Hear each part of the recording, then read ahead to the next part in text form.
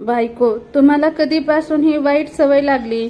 नवरा कोणती? बायको, लॉटरी खेळण्याची. नवरा, पण आपल्या गावात तर लॉटरी सेंटरच नाही. बायको, खबरदार, खोटे बोलू नका. मी आताच तुमच्या खिशातून गुलाबी रंगाचं तिकीट फाडून फेकलं. नवरा, झिपरे, ती 2000ची नोट होती.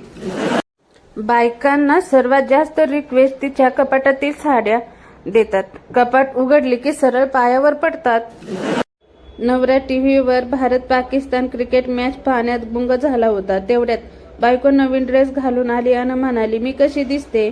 नवरा उडी मारत जोरात बोंबाला, चक्का. बिचारा 6 दिवस उपाशी होता. बायको, माझ्या आईचं ऐकलं असतं आणि तुम्हाला नकार दिला असताना तर सुखी झाले असते.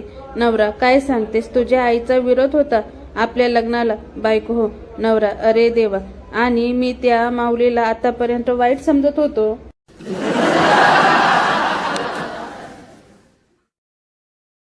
बायको माहेरहून परत आली. नवरा दरवाजा उघडतो आणि जोरजोरात हसायला लागतो. बायको विचारते, असे काय हसताय? नवरा, म्हणजे गुरुजींनी सांगितलं होतं की संकटाचा सामना हसत हसत करा. भावनिक पोस्ट. बायको घरी नसली की घर खायला उठतं आणि मग घाबरलेला जीव प्यायला बसतो. बायको, लग्नानंतर तुमचं आता प्रेमच राहिलं नाही माझ्यावर. नवरा, परीक्षा पास झाल्यावर कोणी अभ्यास करतं का येडे?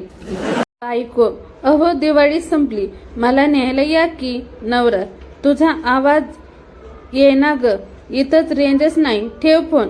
Phone switch off. प्रेमविवाह करणाऱ्यांना एक सूचना.